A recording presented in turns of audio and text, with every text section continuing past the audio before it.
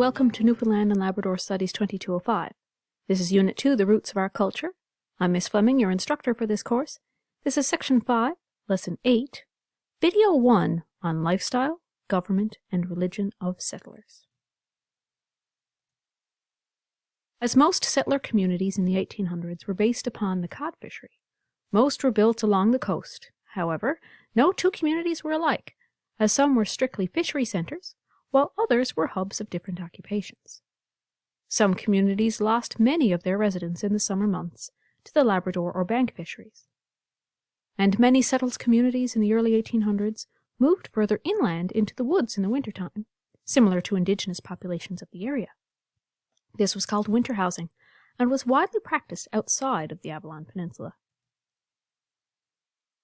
Settlers worked both the land and the sea, and during the 19th century entire families were employed in the fishery, and kinship ties were used.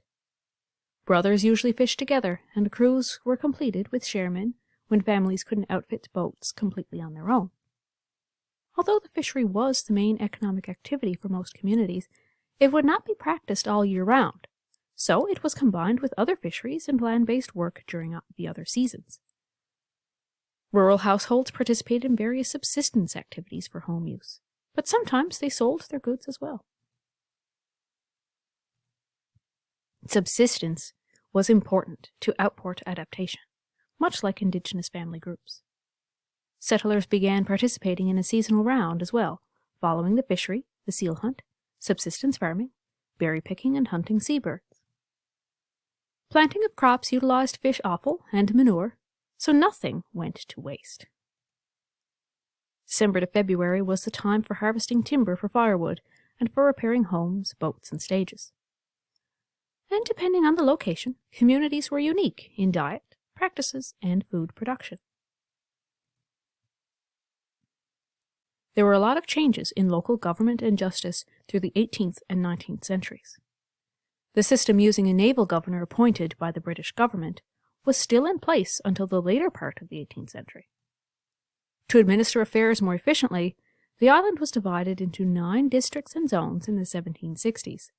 This was managed by civil magistrates and overlapped with maritime zones that were managed by naval officers as surrogate magistrates. We know magistrates today as a justice of the peace. They took depositions and held sessions for minor incidents, which they called petty sessions. But then there was something called quarter sessions, quarter meaning a quarter of the year, for more serious issues, and they were held over to consult with naval magistrates. Although there was an attempt to standardize the system, it varied across the island depending on regional customs, available resources, and the influences of religious groups and the merchants of the area. A Chief Justice was appointed in 1791, and a Supreme Court was established in 1780, all in an attempt to improve the system. Newfoundland was also granted colonial status in 1825, and a civil governor was appointed to administer the affairs of local government. We'll go into more detail on governance in the next section. A large part of lifestyle for settlers at this time was religion.